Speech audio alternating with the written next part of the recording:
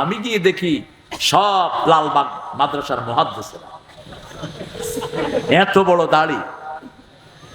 বললাম সর্বনাশ, এরকম মুহাদ্দিস একসাথে হইল কোথায়?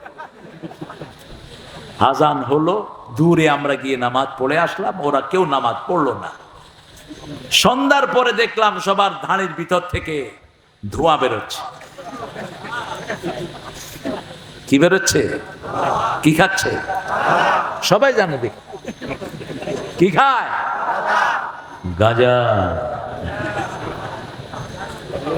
লালন হলো বাল পূজার পূজারী, বাল, বাল দেবতা থেকে বাউল। সূরা সাফফাতের 125 নম্বর আয়াত।